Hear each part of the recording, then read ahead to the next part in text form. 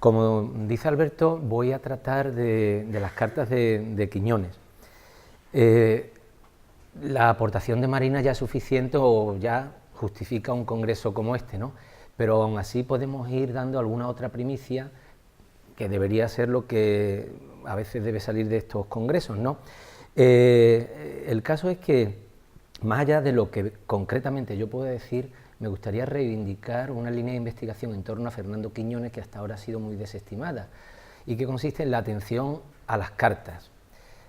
Es responsable el propio Quiñones, y hay una certeza muy repetida y muy manida de que Fernando Quiñones no conservó cartas. Entre otras cosas, se dice, se cuenta que apenas la leía, la rompía.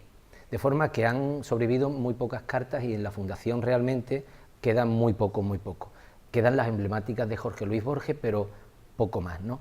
Pero eso nos debería obstar para que iniciemos una revisión de su epistolario en los legados de aquellos a los que él le escribía. Es decir, buscar las cartas enviadas por Fernando en los archivos de los escritores o los artistas o los intelectuales con los que se escribió.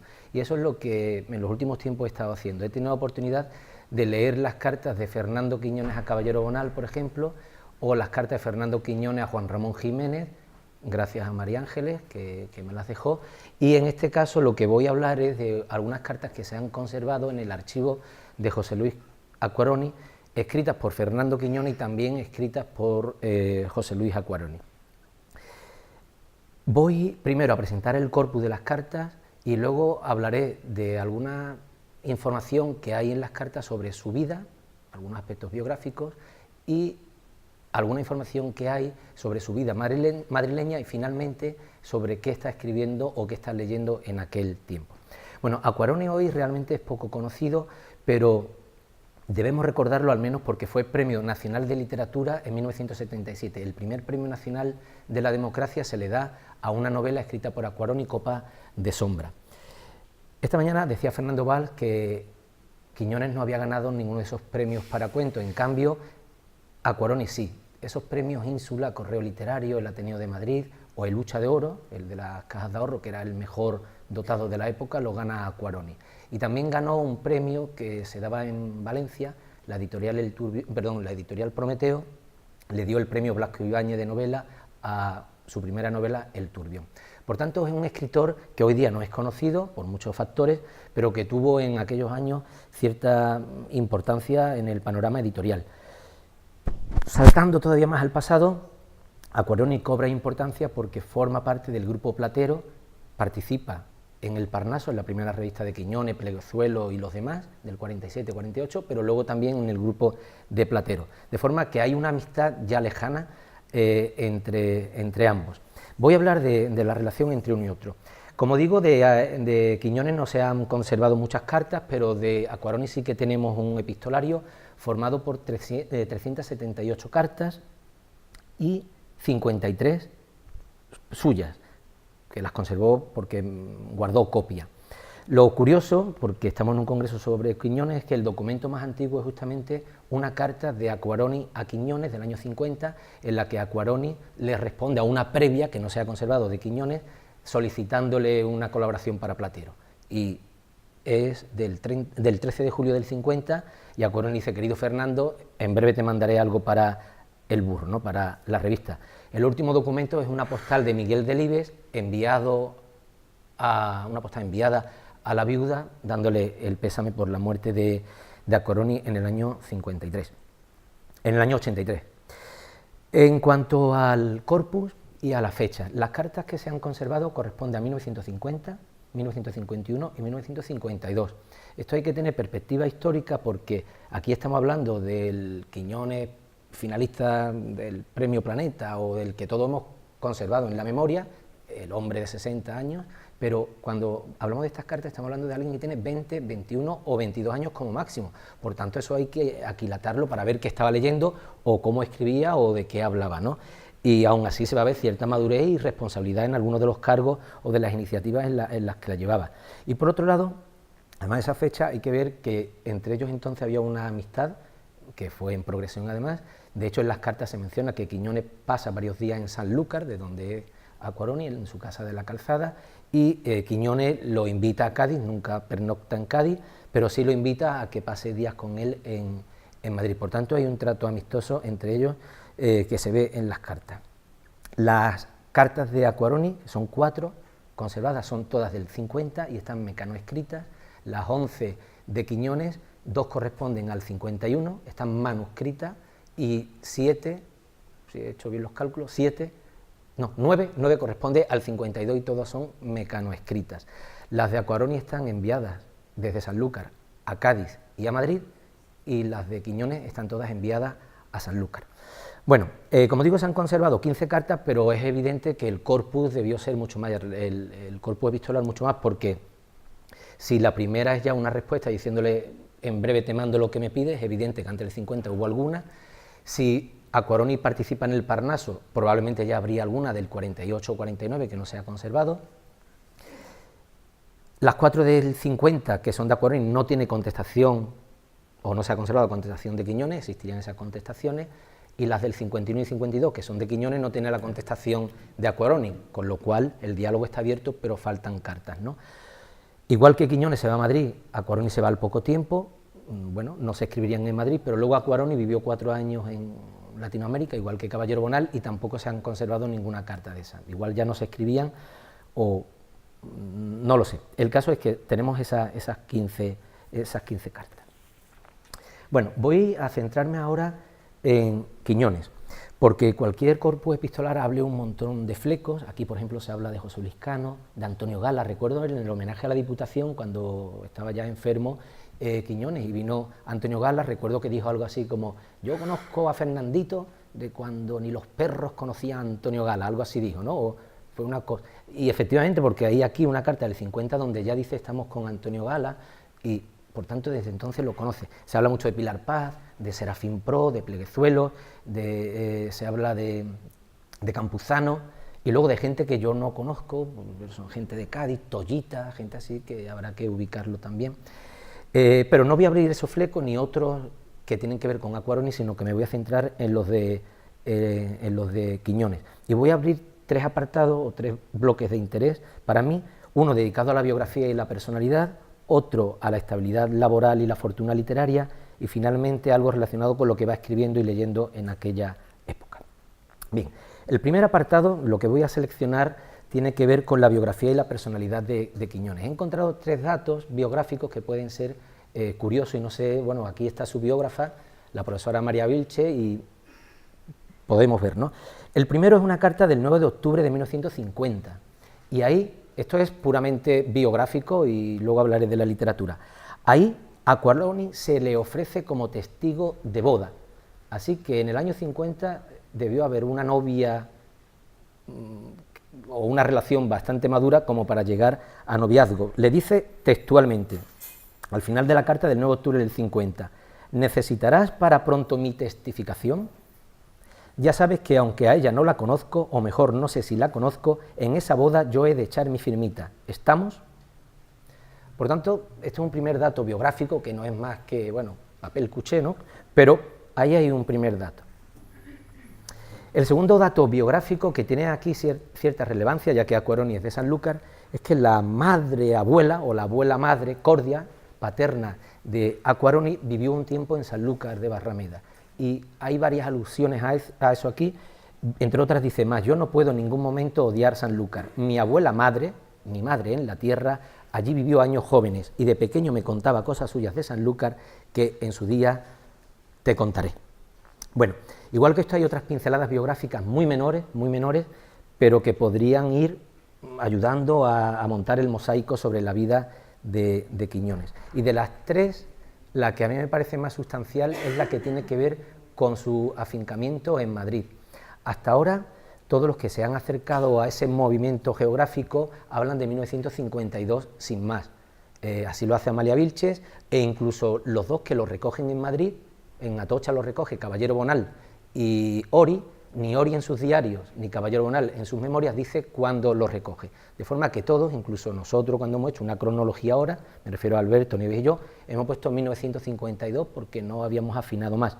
Pero aquí he encontrado información que nos dice precisamente qué día es el del viaje a Madrid. Y ahí sí que voy a traer alguna cita de estas correspondencias.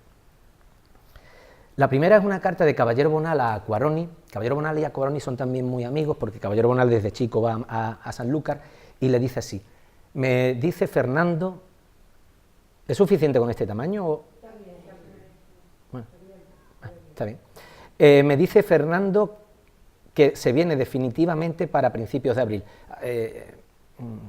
Caballero Bonal ya está allí desde el 51. No sé si hace bien o mal, a lo mejor con sus cosas encuentra aquí algo, a lo mejor se vuelve con las orejas gachas. Sin embargo, yo creo que le hace falta a él esta aventura, o lo coloca y lo serena, o le enseña en el peor de los casos. Así que ya por esta carta sabemos que a principios de abril del 52 tiene la intención. Y en una carta a Acquaroni, del 4 de marzo, Quiñones, es una carta mecano escrita, pero en una nota manuscrita al final le dice: a primeros de abril me voy a Madrid. Así que ya lo vamos afinando. La siguiente carta que tiene que ver con esto es una que él firma como tantos del 52, pero es de marzo. Y empieza aquí entrecomillando algo que le dice a Acquaroni en la previa, que no se ha conservado. Aunque creo que no cogerás el petate antes de octubre, le dice a Acquaroni.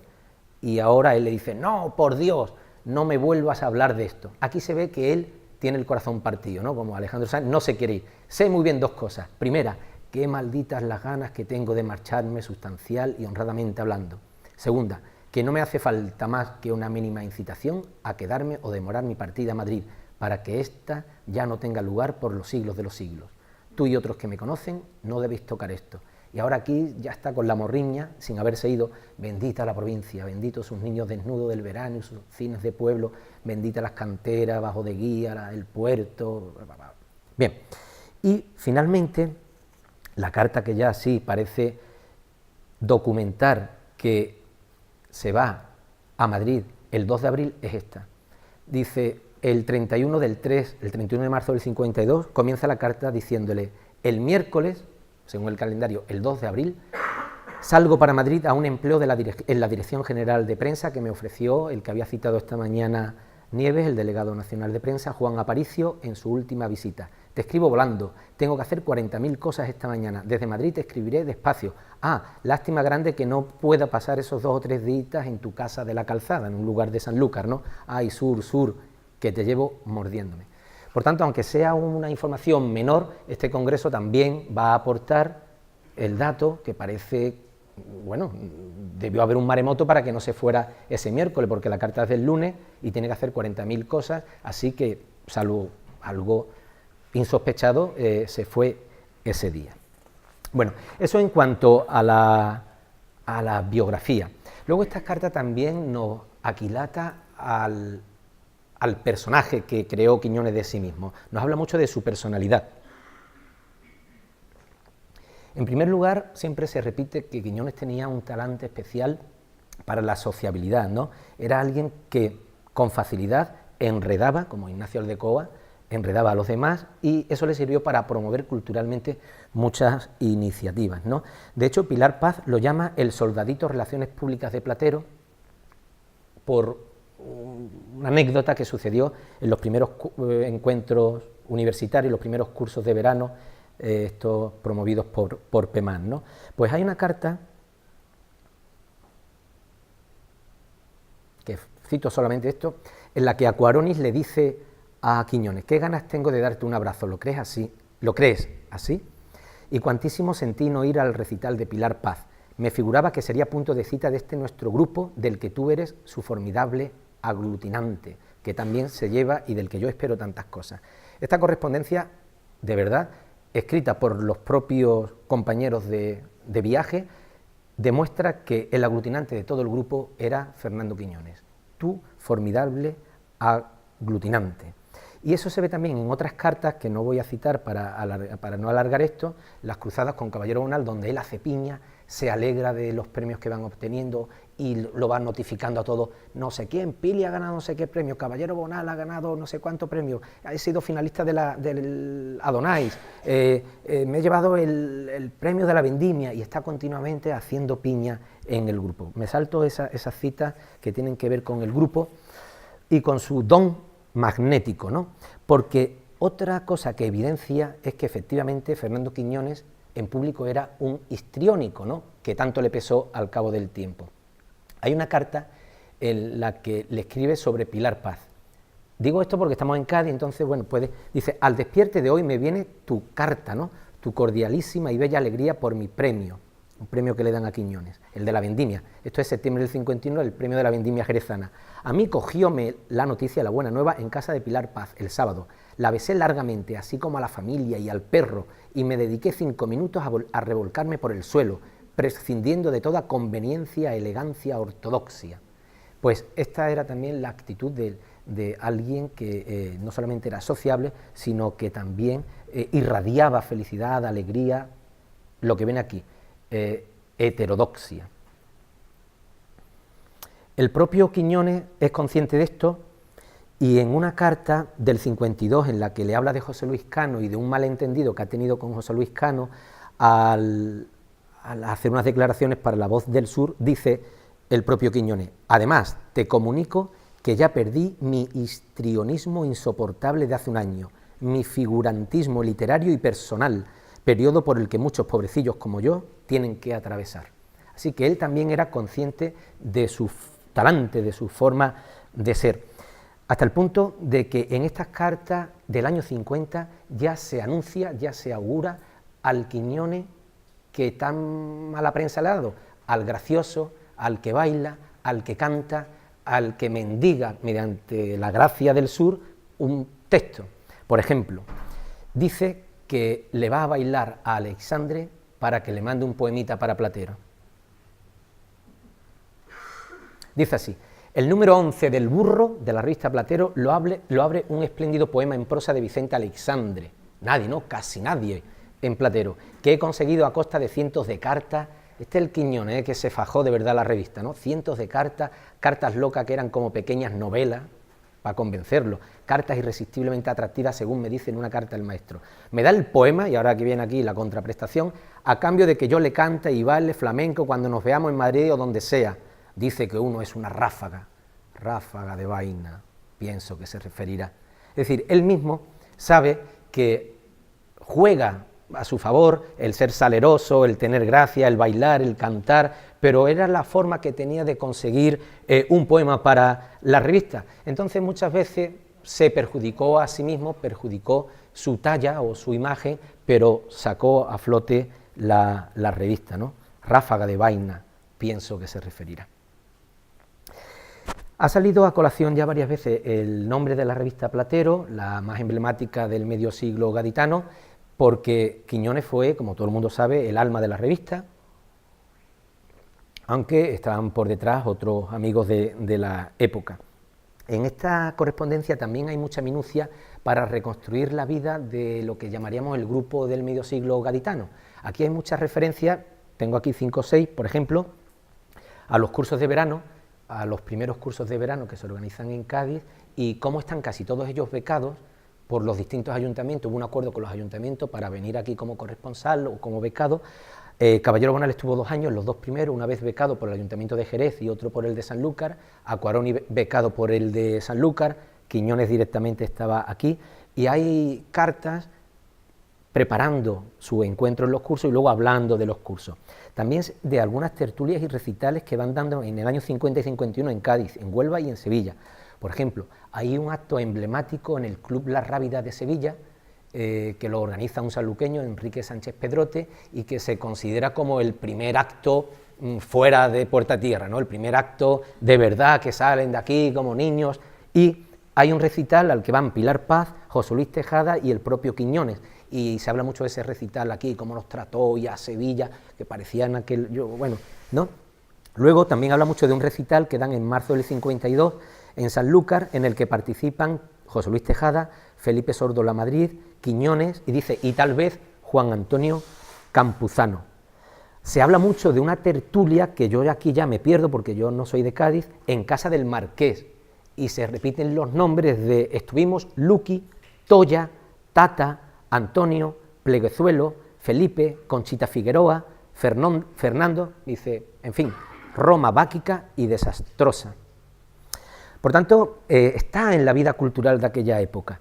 Es muy curioso el seguimiento en las cartas de una aventura o de una anécdota relacionada con Gerardo Diego. Gerardo Diego viene a dar un recital a Cádiz, el que se lo prepara es Quiñones, y hay varias cartas, Gerardo va a venir, y se ven en estas cartas a Caballero Bonal, a Cuaroni, ven a la conferencia, por favor, no podemos fallarle, que si ve gente me da algo para Platero, por favor.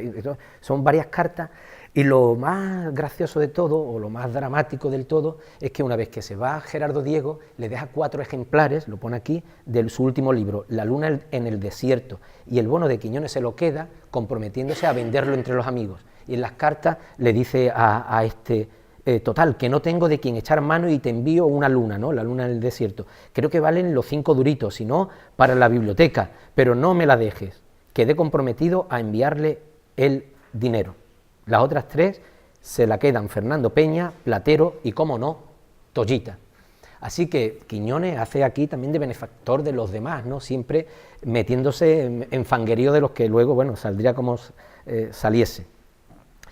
Como digo, la correspondencia es también sustanciosa para conocer el devenir de Platero, porque Quiñones en todas estas cartas nada más que habla de Platero, mándame algo, mándame algo, mándame algo, y en el breve periodo de las cartas, del 50 al 52, hay un tono muy diferente. Entre las primeras, muy eufórico, entusiasmado con la revista, acaba de pasar del Parnaso a Platero, y tiene otro formato y otra enjundia, pero en las últimas cartas ve cómo desfallece, ¿no? Y he traído eso para que lo veamos aquí, como, esto es lo que acabo de leer de Gerardo Diego, cómo se trabaja Quiñones bailando el Alexandre, vendiendo los libros a Gerardo Diego, da igual, pero conseguía. Cómo le quiere sacar un cuento a Cuaroni, ¿no? Que es un desconocido, y le dice así: un cuento, José Luis, un cuento tuyo para el burro onceno, un cuento que miro con mis ojos y en lugar magno coloco en la revista que acaso goce, modestia aparte, de más divulgación y simpatía de gente gorda en España, Platero. Y ahora le dice lo que ya ha podido montar de Platero, ¿no? Que es envidiable, ¿no?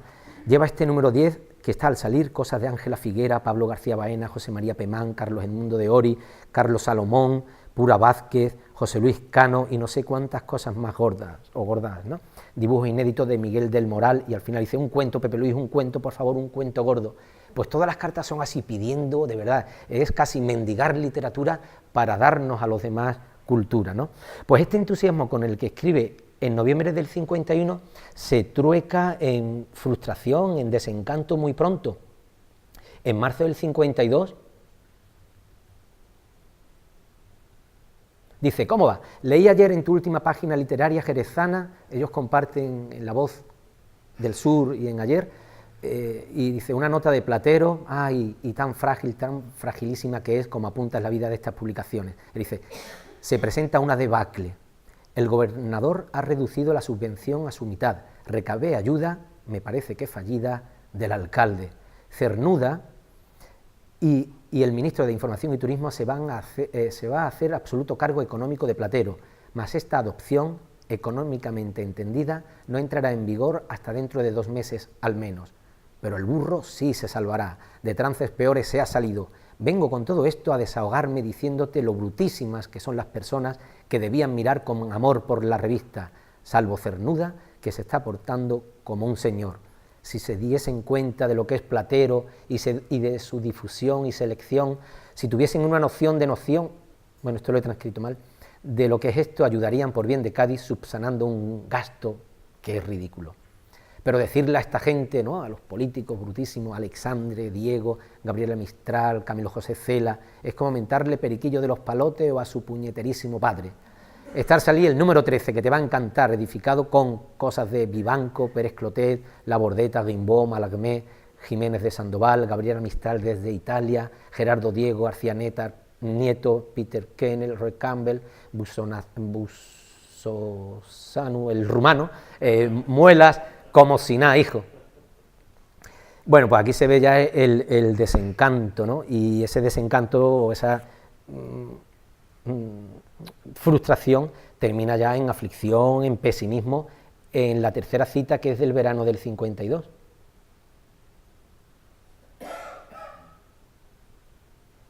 Platero se apaga como una velita.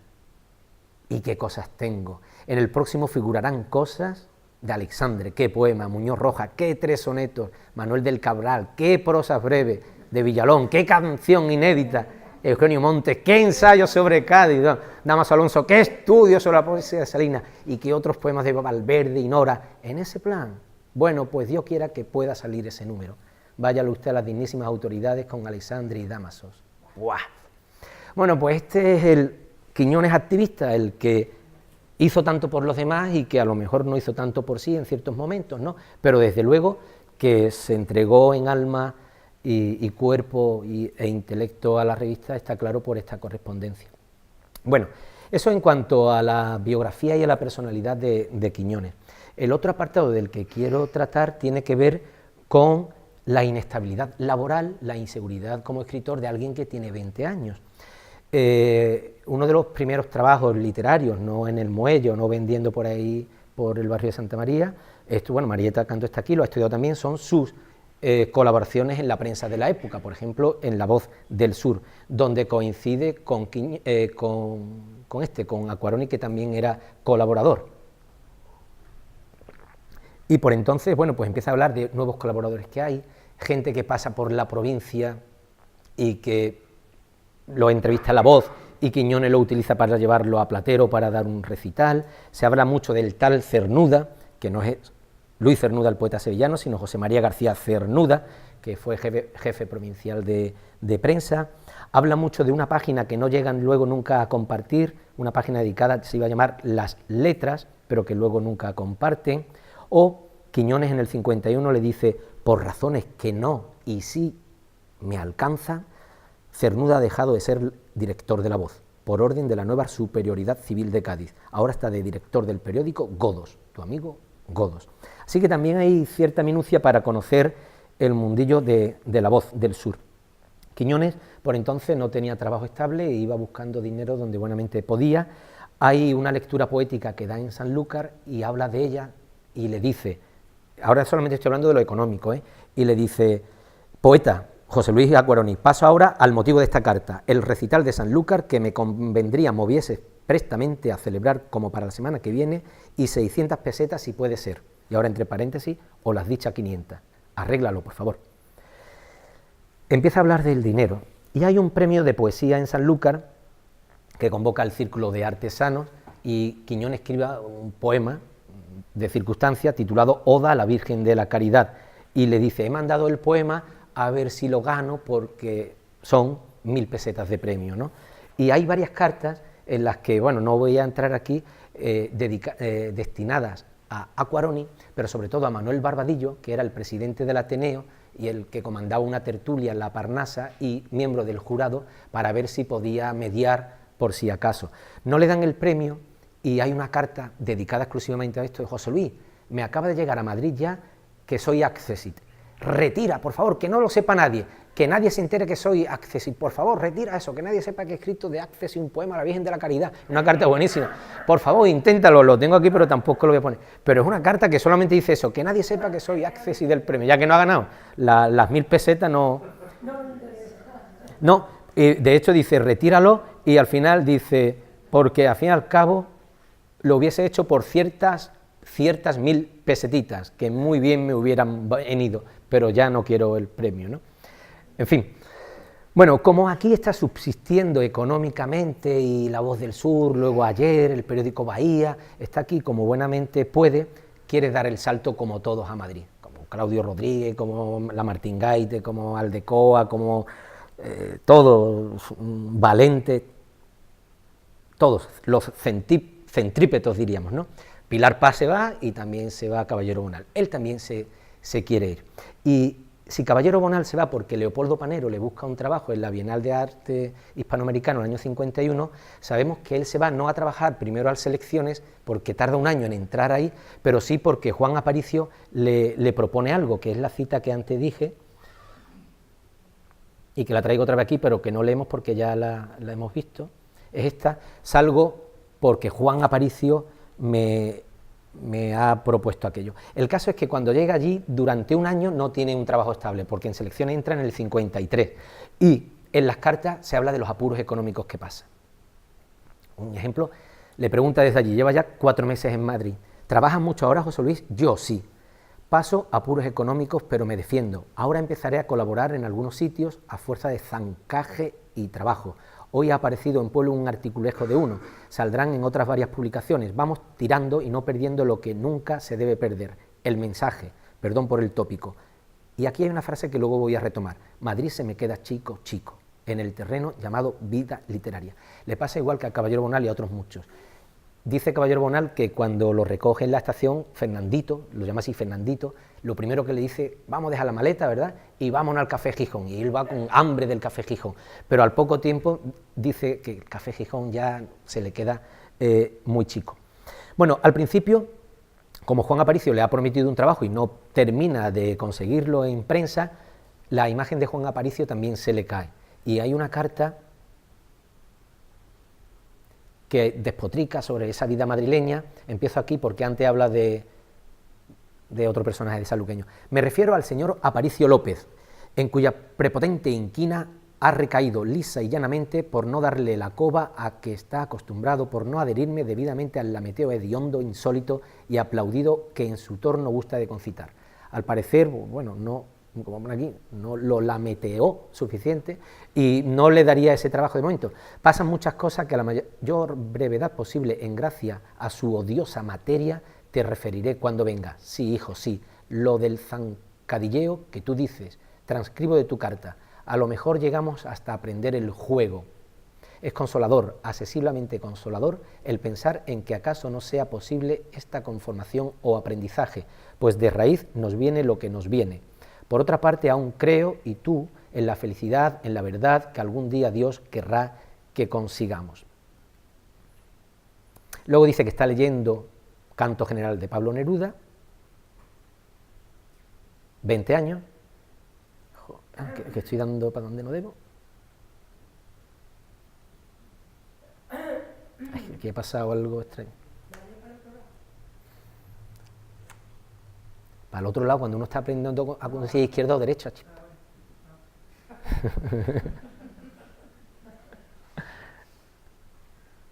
Ahí.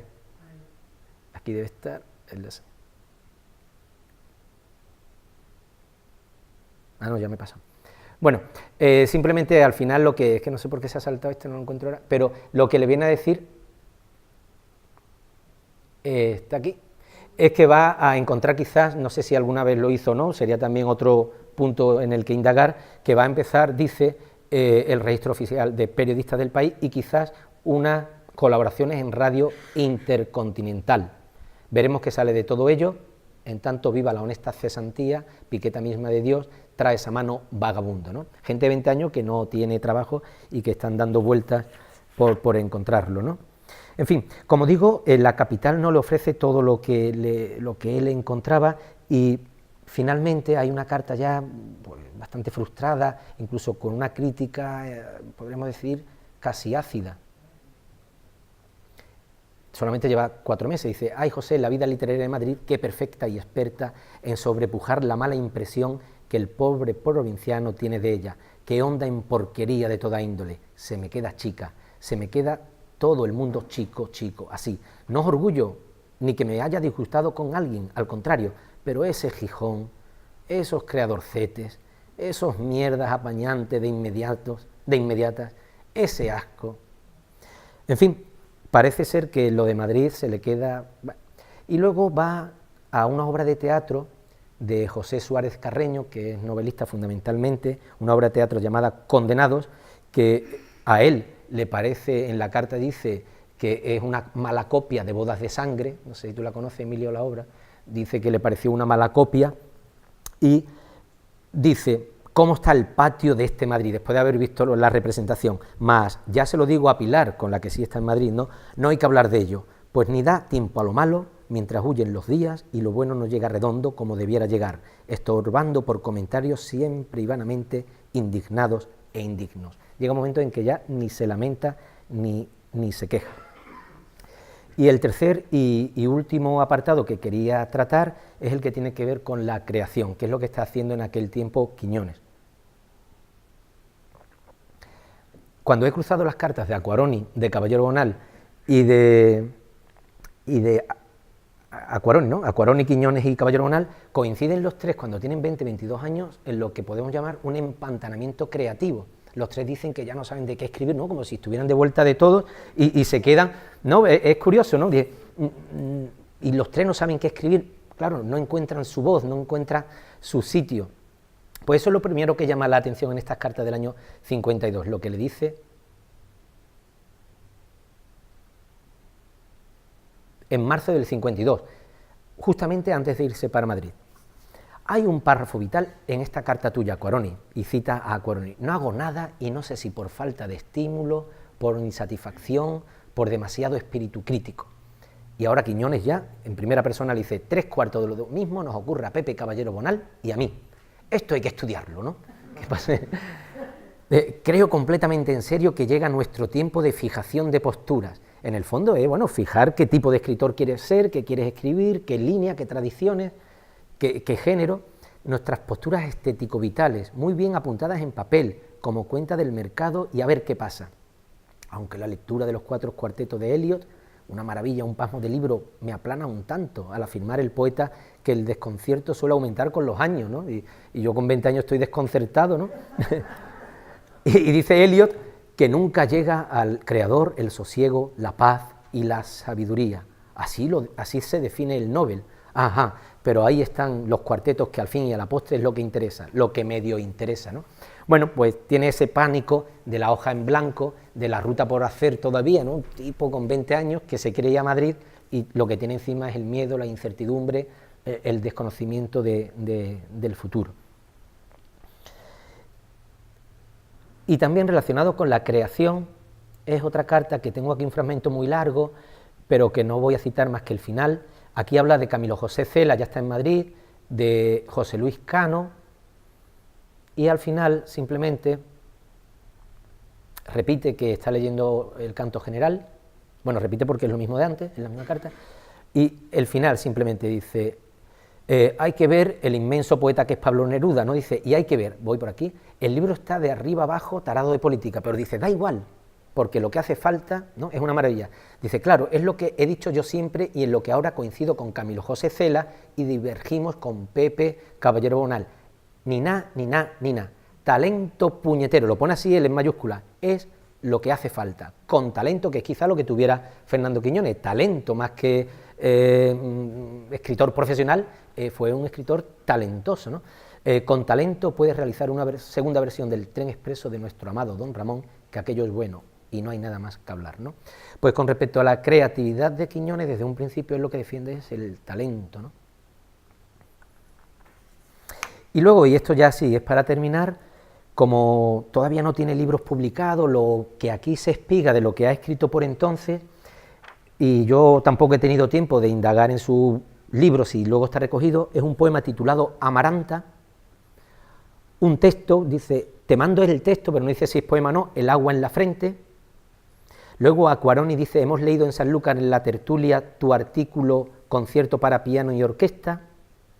Habla también de esa serie Poeta Nuevo en Librería de Viejo. Habla de un poema aparecido en La Voz del Sur, Nocturno de Alta Guardia. Habla de un artículo que no llegó a publicarse porque La Voz se transformó y desapareció, Árboles en Castilla.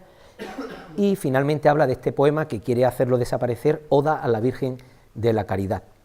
Bueno, es que, claro, es un escritor todavía inédito en la medida que no ha publicado libro, ¿no? Por tanto, son los primeros esbozos. Y en cuanto a las lecturas, esto sí, lo decía Nieves esta mañana, es un lector voraz, es alguien que tiene 20 años y solamente aquí lo que se dice que ha leído. Y se sabe porque le dice, he terminado de leer esto, te lo mando, y se mandan los libros, ¿no? ¿Qué es lo que ha leído Quiñones entre el año 50 y 52? Nació en el 30, tiene 20, 21 años, es decir, los que estamos aquí todos tenemos ya casi todos más de 20 años, ¿ve quién ha leído ya esto, no? Dice, leo en la carta, por ejemplo, el 2 de diciembre, no voy a decir la fecha, ¿no? Dice, leo a Manuel del Cabral y a todo César Vallejo. En otra carta, he leído La vida nueva de Pedrito de Andía, de Rafael Sánchez Mazas, El camino de Miguel Delibes, Los hermanos Karamazov de Dostoyevsky, La sombra del ciprés alargada de Miguel Delibes, Juegos de agua de Dulce María Loinaz, eso lo dice en el 51. El 4 del 3 del 52, acabo de leer María Fontán de Azorín, en marzo del 52. Qué maravilla lo que he leído, 4 cuartetos de Eliot, lo que he dicho antes, el canto general de Pablo Neruda, y en el 52, en noviembre, dice, estoy embebido, algo así, es otro verbo, pero bueno, con las completas de Shakespeare. Por tanto, vemos que es un Quiñones que puede ser muy caletero, muy gaditano, pero que también tiene esta visión, por lo menos en la lectura, cosmopolita, ¿no? Bueno, he hecho un repaso de los alicientes que pudiera tener esta correspondencia.